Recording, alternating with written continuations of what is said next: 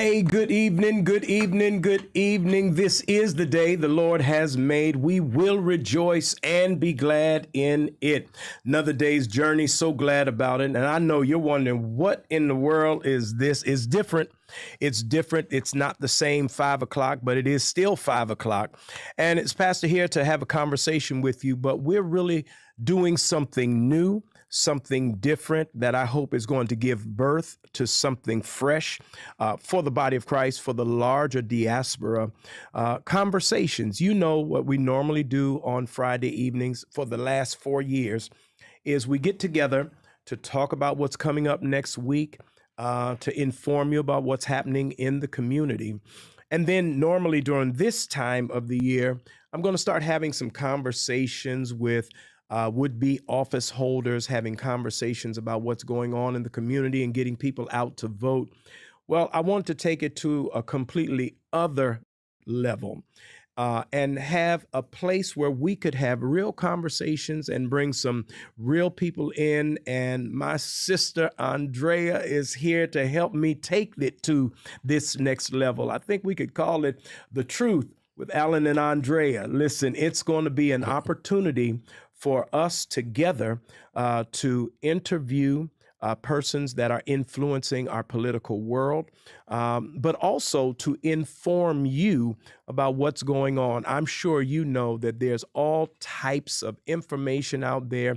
Things are going on in the city of Philadelphia, in the state of Pennsylvania, and we wanted to establish a place that we could be supportive of all of these efforts. And we could also help maybe coordinate the information and dispel myth, but also lift up truth.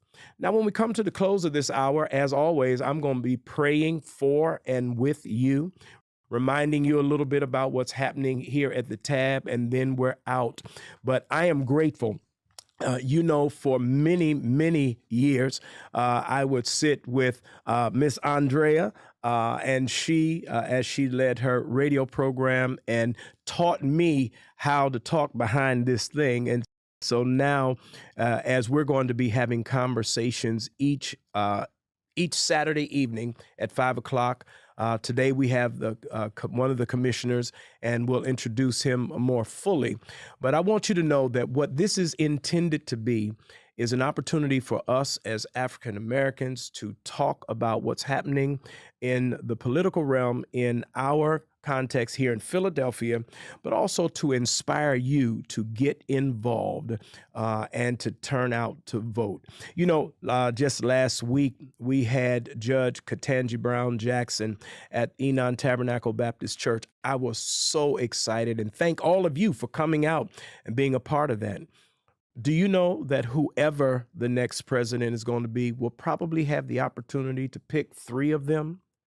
3 of them will be in the hands of the next person that we choose to be our president. Choice is up to you. And we know here in Pennsylvania is a swing state, and Philadelphia is the significant city in the swing state. So really, it's in our hands. So we need to talk about what that is.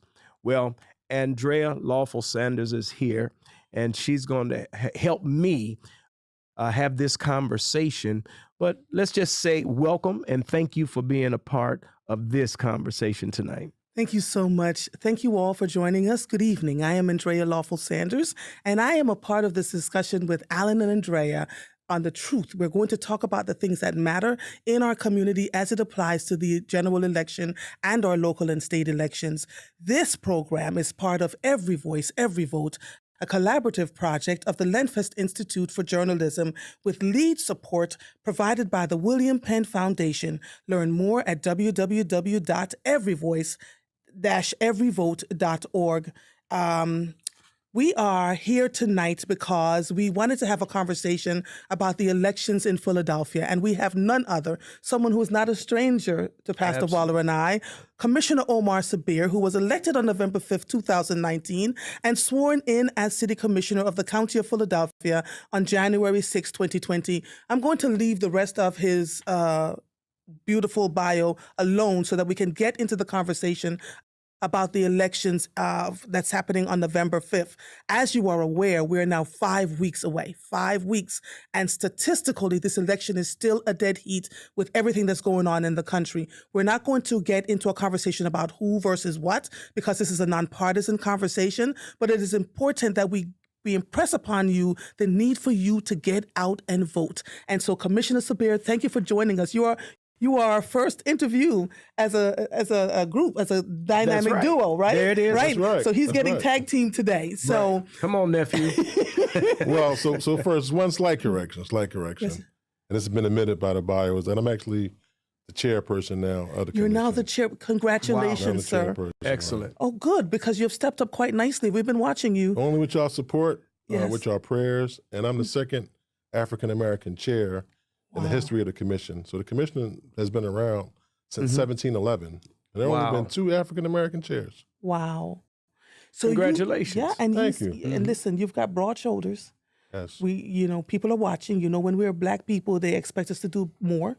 Yes. And I've watched you in the last couple of years, really stepped up your mission for getting people out to vote. So what do we need to know now about the elections that are happening on November 5th? Let's start with the ballot. What should that look like? What should people expect on the ballot? Well, first thing, before we kind of even get to this election, right? I think we have to really just talk, since this is, African-American sort of base. We have to really look at what it means to really vote, right? And what is that? And why people don't vote, right? People don't see themselves as a part of this country. When those 3 words, we the people, a lot of people don't imagine themselves as those people, as taxpaying citizens, as people who have contributed to this country. We have contributed to this country, and you have a place. And this is why we running around yelling, telling you to vote, so that you can make a decision for your community. That's the critical thing why so many people sacrifice, just so that they can make a decision that affects them. And this is what we want to try to get out to everyone, to let them know that you have to make a decision. You cannot sit on the sideline. So not voting is just casting a vote for whoever wins, right? It's actually a surrender. You're actually surrendering all the tax-paying resources that you spend, right? And I tell 5 and 6 years old, every time when you 5, 6-year-olds, when you go to the store to buy a candy bar, you're paying taxes. So everybody's paying taxes. Everybody's doing something. And you're just allowing decisions to be made for your neighborhood, for your community, and just giving up. And so what we have to look at is what we see is a lot of people who deny elections, right? Because I study this. Election deniers have the highest voter turnouts in the country. Ain't that something? Wow. People who say that elections are not safe, they're not secure, they register at the highest rate. They're outpacing almost every demographic with people registered to vote. Wow. So if they're election deniers, now I've got questions. Come on Because with if they're it. election deniers and Right. they're the ones that have the highest percentage of voting, where are the rest of us? What's happening? I think we have been just looking at things and taking things for granted, for one. And then number 2, I don't think we understand what the urgency is, what's going on right now. It's urgent now that we step up and we do the things that we need to get done. When I visited Selma, Alabama, and there's 3 stops I encourage every African-American to make. Selma, Alabama, Jackson, Mississippi, and Atlanta, Georgia. Right? They call it the Trinity of Civil Rights. And just when you go there, you sort of feel the things that were going on, right? But we also got to remember, too, that was the second wave. The first wave, you had people like Octavius Cattle. You had those people that was fighting the Civil War, who was fighting for our rights. So ever since the inception of this country, since Crispix Attucks, African Americans have been fighting for this country to make it a better place. And the struggle continues. So now we have people say we don't got to talk about the struggle, or no, wait a minute, what are you talking about? We always have to talk about the struggle. This moment right here, right now, is the reality of why we have to do these things. You see the polling numbers. I mean, you see the messaging that's going on. It's hate. Right. It's blatant stuff in your face, basically telling you that we want to see a certain demographic of people to sit in the corner and be doing this. is being done as what you are told. Yeah. So let me ask you this question. We always talk about polling numbers. Right. Where do those numbers come from? I mean, who's being polled? How are they polled? How do they get these numbers? And what is your disposition as a commissioner around those numbers? So people typically will call you up. They'll say, hey, I'm such and such, such. I want to do a poll. And what they'll do is they'll look at likely voters from a certain area, and then they'll say, okay, we polled about, 100 voters. Here's what we think. Now, again, it's not as simplistic as I'm saying it. There's some sort of science that they have to figure out who's a likely voter and who's not a likely voter. Mm-hmm. And then they ask them. Now, most people that might look like you and I, when somebody calling, a lot of times they're going to what? Hang up the phone. So a lot of times we're misrepresented in the polls. So we saw that in our last mayoral election where Mayor Sherelle Parker wasn't as high as you would think inside the polls. But then on election day, it was a blowout, right? Mm-hmm. So this demographic typically doesn't answer their phones. So it's a misnomer, right? So we think that the polling numbers are higher on both ends. Now, people who are typically Trump supporters, they don't do polls either. Because a lot of people don't like to, say what they're saying that they're supporting them or whatever. So a lot of those people don't. So when you have an African-American and a white candidate for president, no matter who it is, you're going to see it sort of being like underrepresented. Now, if you had two white candidates, if the polling numbers were close, probably that Republican would probably be a little bit higher. Okay. But now we see this, so there's both going to be subsets that's going to come out and vote who typically don't do polls. I find it interesting because folks like myself and Pastor Waller, we're in living rooms, right? We're having dialogue with people who are not answering the polls, and we know who they're voting for. Tell me why it is so difficult for us, after we have those conversations with our people, that we don't see the kinds of numbers. Because when we talk to them, they say things like, I know I have to go vote, but I have to go to work. I have to feed my family. I have to pay the rent. Food costs a lot of money. This morning I saw where people were actually renting storage containers and living in them in Philadelphia. Were you aware of that, Pastor Waller? No. Yeah. Well, see, and when I posted it today, they told me that it's been going on in Philadelphia for years. So people who can't afford to pay their rent are renting storage facilities where the first month is free, and then they put a sofa in there and some sleeping bags so that they can sleep. Are you aware of that, Commissioner Sabir? I'm not aware of it. Yeah. But it's not unlikely. No. When I was down at the supermarket, like on where Delaware Avenue is, right? So sometimes I call myself trying to do some exercising, right? And so I walked on the side, like on Delaware River, like up on that side when you go like where the casino was at, and I was amazed. There was a whole town there, a whole encampment. I said, man, what is this? It's a whole city. Yeah.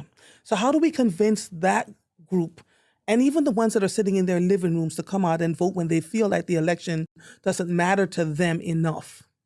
So it's about accountability and the number of times that you ask them. I think sometimes we surrender power.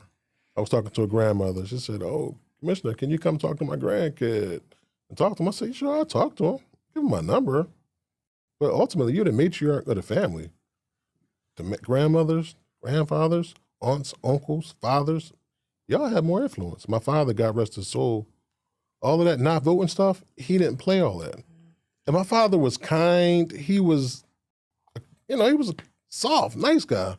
When it came to voting, he didn't yell and scream at us. Every election day at 9:30, he voted at the same time. And when he got to the polling booth, that judge of elections would tell him who in our family voted. And then at 9:30, right, you would receive a phone call. Now, this phone call would be a real simple call. He would say, the lady didn't see you. And we knew exactly what lady, we knew exactly what we had to do, and we hightailed our behinds up there to go and vote.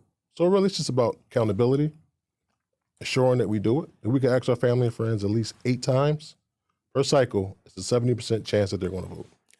Wow. So we have to get on their nerves. Don't inspire, no long debates. You're going to do this. You may not want to do this, but you're going to do this because it's important to me. Here's what I need you to do. So talk to us about what else is up for the vote this year. When someone walks in, what are we voting for? Everybody knows about the president, but is there anything else on the ballot this year, and what are the implications of what is on the ballot this year for people who live here in Philadelphia? Oh, it's very critical. Today, we just certified an election for the special election, and that was the balance up in Harrisburg for the 201st and 195th legislative district. So if we couldn't certify today, while they're in session, it's like there wouldn't have been no Speaker McClinton, there would have been no Jordan. So every election is important, right? Okay. So we have the United States Senate, balance of power, and United States Senate. Congress, balance of power, United States Congress. You have the odd number of the state representative, state senators, Okay. all of the state reps, all the United States members of Congress, and then you have all the row office from the state. You have the auditor, the treasurer, you have all of them, they're all on the ballot as well. So those row offices on the state, they have so much power and so much influence. So they're on there as well. And so those offices are on our website at vote.phila.gov. You can get all of those offices, but very critical. And then you have the odd number for every state senator. So explain that, the odd number for every state Right. senator. What So does that half mean? of every election when they do it for state senate, Okay. the whole state senate don't never go up. It's half of the state senate, so they do odd numbers and they do the even numbers. Okay. Huh. Right, so that the balance of power is not unbalanced. Here's what people don't realize when we're talking about every 4 years, people come out in droves to vote for the President of the United States. But what Commissioner Sabir just said led to why it is important for us to vote locally. Our local elections absolutely matter because if you vote for the president and you don't vote for the senator at the federal level or at the state level, then the balance of power is skewed. And people don't recognize that. So we tell them all the time, you're voting in mass for the president, but you have to vote down the line so that he or she, ooh, that was a faux pas, so that he or she, Right. so that he or she can have the power to do what they need to do when they get into office. Right? So Right, but you have to be careful now. Okay, say that Okay. again. Because some people might press the top of the ticket and then run out. No. We don't have the big D anymore. Got you. We don't have the big R no more. We don't have the big green anymore. You have to press each candidate individually. Even with these ballots, you have to individually fill out each candidate. Right. Got you. That makes sense. Now, here's the other question. Let's talk about the ballot. Sure. Because the ballot has changed in the last couple of years. Yes. No more you just pressing, there's a thing that you slip it in and then you let it go up and you have to be careful and make sure that you vote. Like all the things, right? And we want to talk about voting in person first and then Pastor Waller, maybe we can talk about mail-in ballots because the people make mistakes and their ballots, they lose their votes, right? Their right to vote. So let's talk about the in-person ballots first. Sure. So first of all, when can you, how much time do we still have to register to vote? When do you have to be registered to vote by? And what happens if you get to your polling place and there is a discrepancy or you don't find your name? Can you talk to us about that? If someone's listening right now, they're not registered to vote, how much more time do they have? Okay. And how do they get that done? Sure. So you have until October the 21st to get registered. October the 21st, 11:59 p.m. The reason why I said 11:59 p.m. is that you can still get registered online. You have until that time to do it. And Dr. King spoke about the fierce urgency of now. So if you please get registered now. Yeah. Right. If you're 17 years old right now, that you will be 18 on or before November the 5th, you can still get registered and you'll be on the books. Got it. So if you have some young people in your family that are 17 right this second, but their birthday will come on or before November the 5th, please get them registered. Polls open up 7 a.m. They close at 8 p.m. Now, once you're in line before 8 p.m., you're going to be able to be serviced no matter how long the lines are. And I think there's going to be long lines because we're not seeing a lot of people registering for vote by mail. So Really? I think people are going to come in person. So Got you.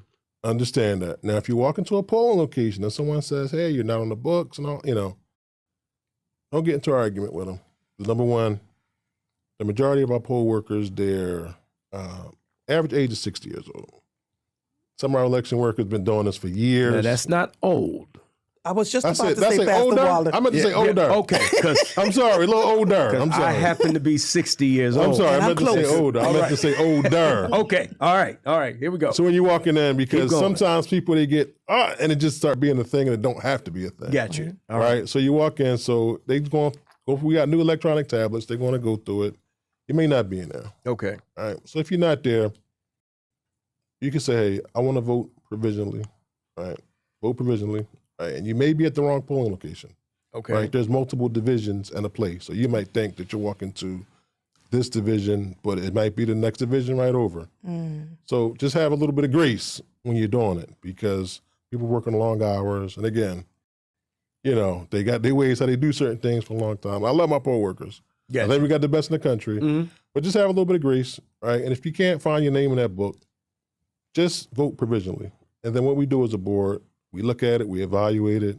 There's other ways how we make and determine why you may have not been on that list. We vote on it, and you know, your vote still counts regardless. And if you're in any part of the county, you can vote provisionally.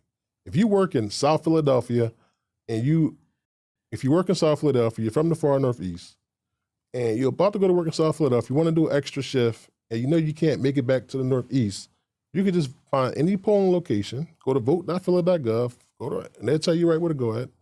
Any polling location, you can say, hey, I want to vote provisionally.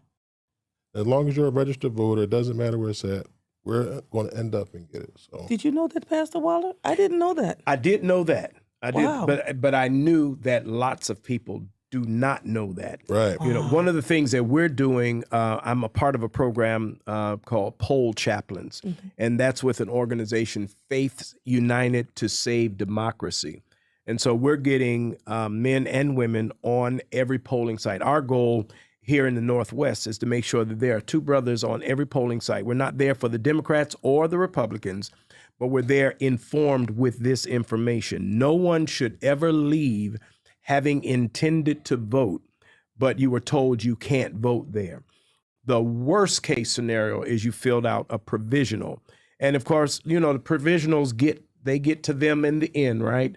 And so that's why we don't tend to know the winner the night of anymore, unless it's a landslide, because you got to wait for everything to come in. But that's why we're going to have chaplains on every site to let people know, if you're here and you want to vote, you can vote here. Right. Do not leave here without exercising your franchise.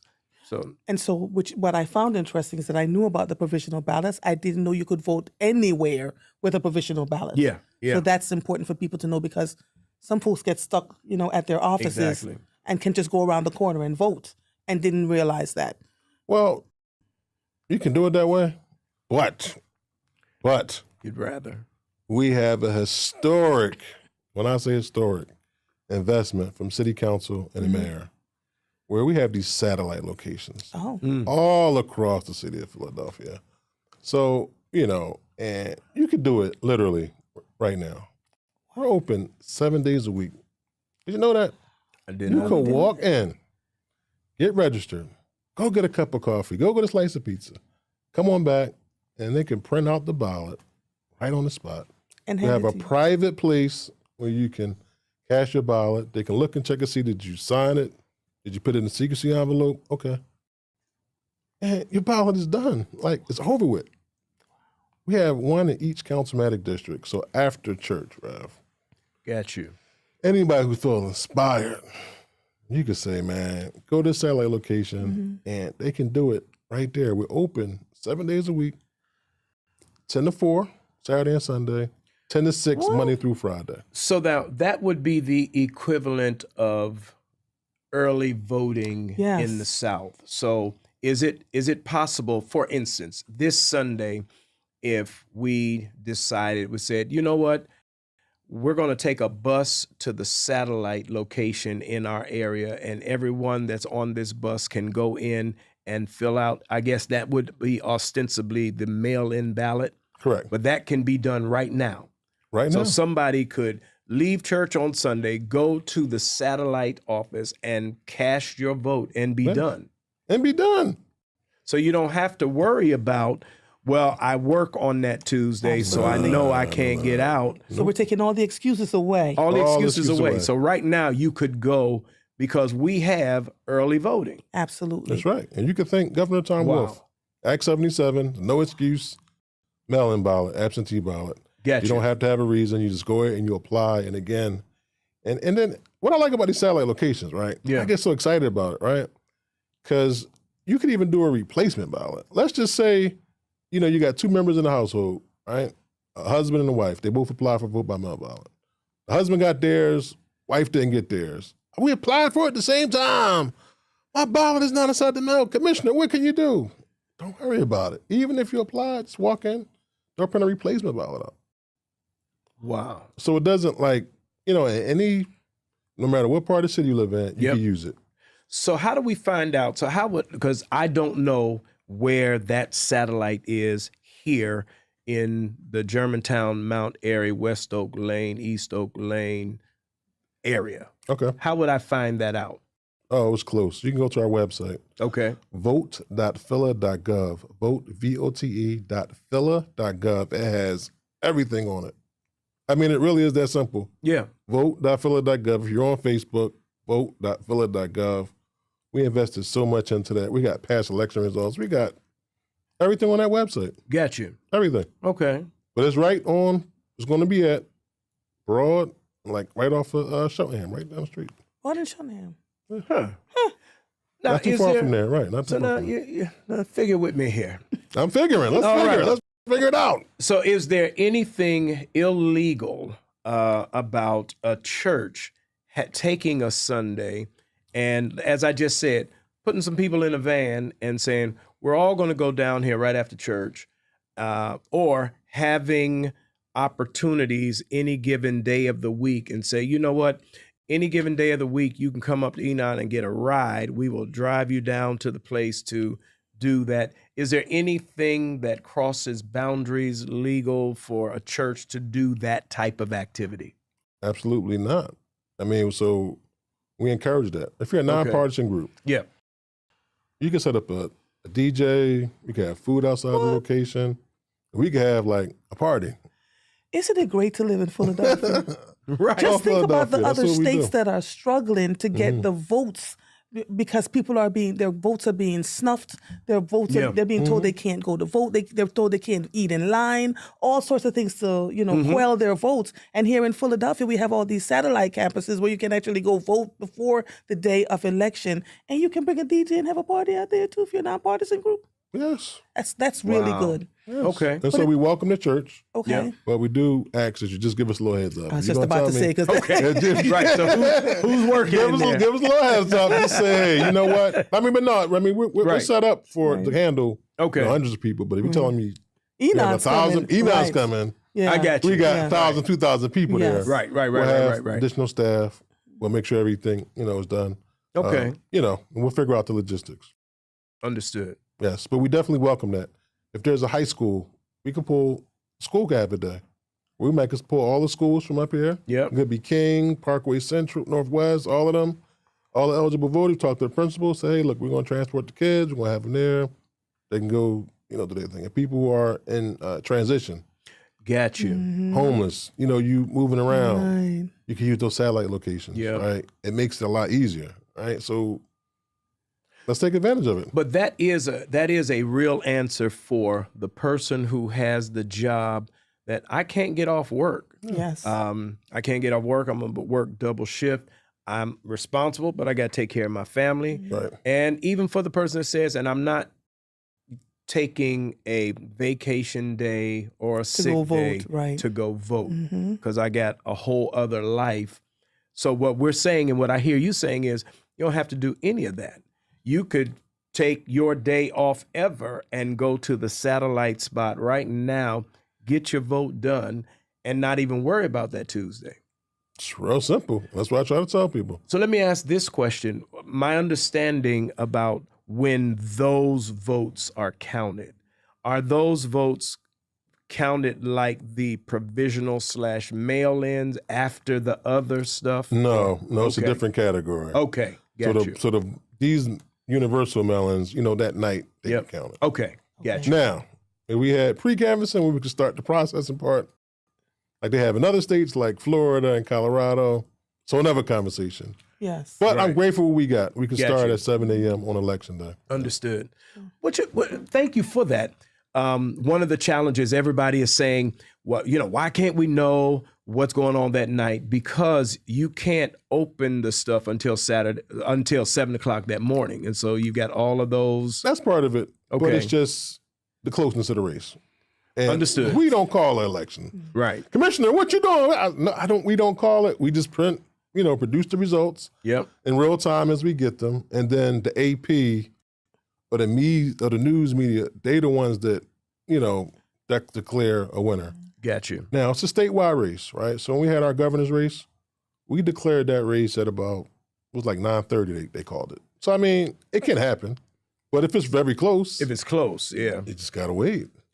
What is the process for changing so that we can have pre-canvassing? Is that a legislative process? Legislative process, right. Okay. So the commissioners are a 3-member bipartisan board. Okay. So it's 2 Democrats, 1 Republican. So we're the board that oversees the elections, but we're bound by state and federal laws. Okay. So the state, they handle most of the things, and we got a friendly Secretary of State, Commissioner Smith, former Commissioner Smith. Right. Still my guy. He's Secretary of State now. So we sort of covered on that end. It's just the legislator, right? The legislator is there, and y'all have to lobby to Republican legislators. And that's why elections matter. That's why elections matter. Right. That's why. And so then elections matter, but then you also can do the activism as well. Okay. So as these races are happening all across the state, if y'all can volunteer, y'all can start, making a noise, making a big fuss, that this is an issue that people should be concerned about. And it's a bipartisan issue, Democrat and Republican. We want our elections, we want our results to come in faster. Yep. This is one of the ways how we do it faster. But of course, election denialist people, they try to use that for a political gain. Got you. So what is the incentive for there not being, who is the not who literally, but what type of person would not want pre-canvassing? So what they want to do, they want to slow the process down. That's just the idea of it. The longer it takes, right? If I feel like I'm going to lose, I have a reason to say, hey, you know what? I got cheated for a public perception. And then there's something else that goes to another level where if there's any thought of like fraudulency with the elections, you don't have to accept the election results. So they want to place this cloud right here. And it's in our election code, which our election code needs to be updated. But there's a certain provision where there's a cast of doubt there. You don't have to accept the election results. So it's a perfect storm. And it's something that they've been working on for years, spent billions of dollars on it to do this. It's not something that's just happily happened. So as you have people say things like, oh, the election results are fraudulent, they don't work. It's messaging points. They kept saying it over and over again. So the electors in different states could not accept the election results. Which is that why the our people judges, had, right. Yeah, which is why our judges also matter. So based on what we're talking about now with the election deniers and what's happening, we know this election cycle is incredibly contentious. How are we working then to keep the people who are showing up to vote on election day and the pollsters safe? So they've been safe, like they've always been safe. Okay. Nobody's coming to North Philadelphia doing nothing. They just talking it, running their mouth, right from a physical standpoint. Right. Let's just need to understand that, right? Yes. They want to talk whatever they talk, but we have a district attorney, we have a sheriff's office, we have law enforcement, we have federal agencies. They're monitoring this stuff, and we have invested a lot of resources. And there has been so much coordination now that we had since 2020. I mean, it's just phenomenal. So everybody's going to be safe. Philadelphia, I'm sorry, forgive me. Pennsylvania is crucial in this election. Are you losing sleep at night thinking about all that, all that needs to be done? There is no election official across our country that's getting sleep every night. Impossible. Philly is known as the place not to mess with. You ever notice that? That's true. They go in other places and try the little shenanigans. In Philly, they're not coming. They are not coming. So I just wanted to clear the air about that, so people are aware that they are incredibly safe. And Enon is doing something under the election too, that correct? again is why we're doing the Brothers on the Polls and the poll chaplain concept. There are 10 states that are organized, and the 10 really the battleground states, and we've organized this poll chaplain program. Again, it is not to represent the Democrats or the Republicans, but people who are on site, who understand some of the rules that you've talked about. We have phone numbers to call, and we're there. I'd like to affectionately say we are going to be armor bearers for the judge of elections on that day, to just be kind to people, to help shut down foolishness, because a lot of times, somebody needs to be there to be intentionally an agent of de-escalation. Absolutely. And so we do de-escalation training so that you know the difference between de-escalating a conversation with someone who has a gripe, someone who is inebriated or drunk, someone who is mentally ill. Those three things are three different approaches. You don't treat somebody who literally has been offended, but they're in their right mind. You can reason with that. But someone who is mentally ill, you might not be able to reason with that. You've got to go another way with that. And someone who is inebriated, that's another approach. So we want to have some fellas that are ready just to be there for that, not to hand out who to vote for, but to be encouraging. Now, I do agree with you about North Philly. Ain't nobody coming North Philly to do nothing. I am concerned about the borders of Montgomery County. Absolutely. Because I know what we just had outside of our church 2 weeks ago with an attempted Trump rally. And what we were very clear of is that there were paid individuals there to be a nuisance. And what we want to be prepared, and everybody, this is nonpartisan, so you can do whatever you want, vote for whoever you want. But all nuisance persons will be discouraged from continuing their nuisance. And so that's why we're organizing. In fact, just this past Monday, we were at a meeting at the Germantown Seventh-day Adventist Church with men from the community, getting more men to volunteer for that, because our goal here in the Northwest is to have 2 men on every polling site in 8 and 9, Councilmatic District 8 and 9. Oh. And we're going to be able to feed them and celebrate with them. And just the witness of this area is we're getting out to vote. But you have really helped me with this satellite. What I learned today about the satellite piece, because I was, I've always been under the impression, I know we can mail in, but I didn't think there was any early voting in Pennsylvania. And well, we don't call it early voting. Right. You're actually just requesting your ballot. Got you. Printing it out. You have a private place to fill it out. Got it. And then you can turn it in.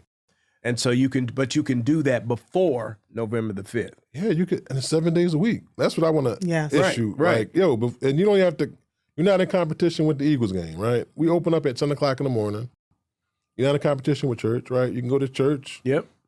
Cast your ballot and go watch the Eagles game. There it is. Well, you clearly know Philadelphia. That's right. You can watch the Eagles. Now, some of the excuses that we done heard about why you can't vote, it's like, come on. Mm-hmm. Right. And so what we had done was we had basically looked at the election code and we sort of made it easy for everybody. Mm-hmm. And, the district attorney office is available too. If you see something on election day, we have our district attorneys. That's right. You could dial 911. I mean, you have people who are on high alert for this kind of stuff for election day. Even if you come into your satellite election office, if you feel like something is off or something like that, call us up. We'll be there. I have a question for you. We talk about this as we get closer to the elections, about your ballots, et cetera, et cetera. Is there a program in place that we can talk about the elections all the time? Every year, every 6 months, there's an election happening. And for some reason, in the off years, every 2 years, people are like, I'm not coming out to vote, which is where we lose our senators and our Congress people, which then, handicaps the president, the sitting president, depending on what's going on. Is there any kind of programming happening at your office where people would learn about the elections all the time, not just their right to vote, but their right as a citizen to speak up on the things that matter to them before we get to an election? Let's roll back again. Satellite election offices. So that's going to be We're going onward. to keep them open all year long. We've heard you. Got you. We heard you. This is what the citizens said they wanted. So we said, you know what? We got on our knees. We begged council. We was begging. And council said, okay, let's do this. The mayor signed off on it. So these satellite locations will be open. They're nice. They're well lit. So we can have conversations. We can have town hall meetings. We can do this all year long because people have questions all year long. Yeah. Wow. People, fill out the voter registrations wrong. Sometimes they get notices and they have these sort of questions. And it's like, to call somebody, talk to somebody, no, we want to do it all year long. This is the commitment. Thank you for that. So let's say I filled my mail-in ballot out. I did something wrong. I mailed it in. Mm-hmm. It comes into you all. Right. You find, okay, this signature is off. Or So this. most people, right. That's why I bought my ballot with. That's why I bought a sample here. So is there a way that you can tell me so I can come fix it? Yes. How does explain that? So the reason why we want you to turn your ballot in as soon as possible, if you have it. Yep. Because a lot of people keep their ballots. I don't know why they do this, Rev. They just put them on their refrigerator. Right. They just Until be November there. 5th. And they just hold them. And I found myself guilty of doing this like one year. I was like, wait a minute, why is this ballot just sitting there? I'm just looking at it, walking past it every day. Like, here's my ballot. When I'm going to do it, so do it as soon as possible. Okay. If you're planning on using the Postal Service, Yep. we want you to do it 2 weeks prior. So that way, if there is a mistake, Got you. we'll reach out to you. We'll connect with you and say, hey, you made a mistake. Come on back. Then we come up with a public list. And I know some people may feel embarrassed, but it's the fastest way. It's the only way we can do it. Right. That's it. We put that list up. And then if you know a loved one, a family member, you on that list, take care of your business. But the beautiful thing is, walk to one of our satellite locations. It's all across the city. They'll print out, reprint ballot. It take you less than 5 minutes. I mean, literally less than 5 minutes. I'm not exaggerating. That's how long it takes. So that's a type of thing that could happen at a church, meaning when you put that list out, if I were to put that list up in my announcements and somebody sees their name, then they could know that they could then run to that satellite spot and get it fixed. Sure, we could even do something even better than that, Rev. We could put the QR code up on that screen. Got you. Then people could take out their cell phones. Yep. Everybody can get registered to vote. They could apply for their vote by mail. They could do it, boom, right there. Wow. Would they see their list of the names of the people who? No, I'm saying we could do it in different phases. So again, we want to take advantage of our next Sundays that we have leading up into election. Okay. Wonderful. So right before voter registration, we say, hey, y'all, take out your phone, y'all. Whoever's not registered, boom, you can do it right there. Whoever want to apply for that vote by mail, click it up, boom, take you right to our website, and you can do everything. Thank you. Find your polling location, everything. Right, that was just the satellite campuses and the voting locations. That could probably go up. That could go up. Right, so that people could know where they can go scan find it. them. Then after they click on it, right, you can even type your address in and give you like Google directions. You catch an Uber there, Lyft. Wow. Oh, you really stepped the game we just all stepped it all the way up. All right. That's amazing. Congratulations to you. Truly. Well, you know what? Our colleagues, though, honestly, it's 3 commissioners. Mm-hmm. When I first came on, I was begging for satellites, and it took time. Okay. We got communications grant. I was begging, we were seeing the ways, but they listened. And, remember those commissioners' names too, because you can't do nothing unilaterally, no matter what you want to do. Yeah. Well, thank you for that, man. We're going to get ready to wrap this up. And I am grateful. I'm grateful for you, Andrea, real quick, because Rev, if we yes, can, sir. Go ahead. If you're watching, anybody. Yep. You have your ballot, right? Yep. It's a sample ballot. Please put it into this yellow secrecy envelope. After you put your ballot into this yellow secrecy envelope, you have to put it into this return envelope. And then we want you to sign it. Then we want you to put the date that you put it in there. Please do not put your birth date.